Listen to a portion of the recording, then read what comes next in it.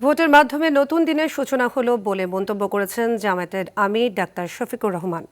সকালে মণিপুর বিদ্যালয় কেন্দ্রে ভোট দেওয়ার পর এমন মন্তব্যের পাশাপাশি সরকার গঠনের আশাও প্রকাশ করেন তিনি। অপরদিকে 11 দলীয় জোটের অন্যতম শরিক জাতীয় নাগরিক পার্টির আহ্বায়ক নাহিদ ইসলাম জনগণের দেয়া যে কোনো রায় মেনে নেওয়া হবে বলে জানান।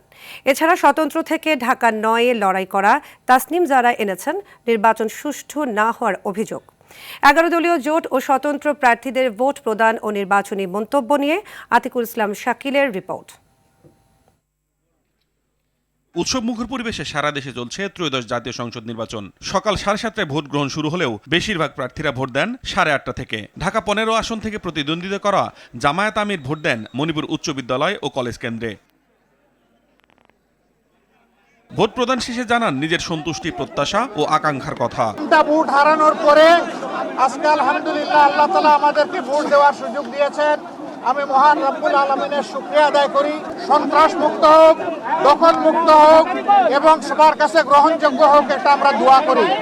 এই ভোটের মাধ্যমে আগামীতে এমন সরকার গঠিত হোক যেই সরকার কোনো ব্যক্তি, পরিবার, দলের হবে না, বরঞ্চ যে সরকার হবে 18 কোটি মানুষের, জনগণের সরকার।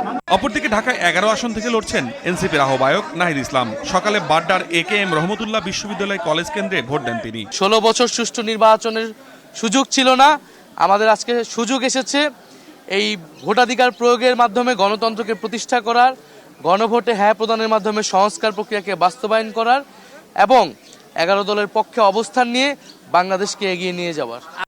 তবে ভোটের মাঠে বড় অভিযোগ আনলেন ঢাকা 9 আসনের স্বতন্ত্র প্রার্থী তাসনিম জারা। তার অভিযোগ, এজেন্টদের বের করে দেওয়া হচ্ছে কেন্দ্র থেকে।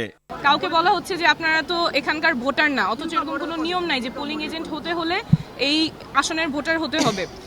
তারপরে পুরুষ কেন্দ্রের নারী এজেন্ট সেই নিয়ম বলে বের করে দেওয়া হচ্ছে বা বিভিন্নভাবে হেনস্থা করা হচ্ছে, বলছে যে ফোন নিয়ে ঢোকা যাবে। অপরদিকে 11 দলীয় জোটের আরেক শরিক বাংলাদেশ খেলাফত মজলিসের আমির ভোট দেন তার নির্বাচনী এলাকা ঢাকা 13 এর মোহাম্মদপুর শারীরিক শিক্ষা কলেজে। তিনি ভোটের পরিবেশে কোনো প্রকার সমস্যা দেখেননি।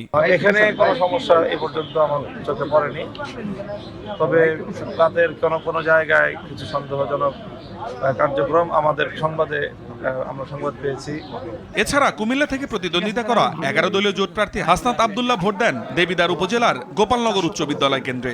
অপরদিকে পঞ্চগড়ের আটোয়ারী উপজেলার বামন কুমার রাখালদেবী হাট আদর্শ উচ্চ বিদ্যালয় কেন্দ্রে ভোট দিয়েছেন এনসিপির উত্তরাঞ্চলের মুখ্য সংগঠক সার্জিস আলম। তাদের মুখেও ঝরে জয়ের আত্মবিশ্বাস। ভোট একটা উৎসবের হবে, ভোট তো ভয়ের না। মানুষ তার ভোটাধিকার প্রয়োগ করবে, যার যাকে ইচ্ছা থাকে, যাকে পছন্দ তাকেই ভোট দিবে। আতিকুল ইসলাম শাকিল, RTV, ঢাকা।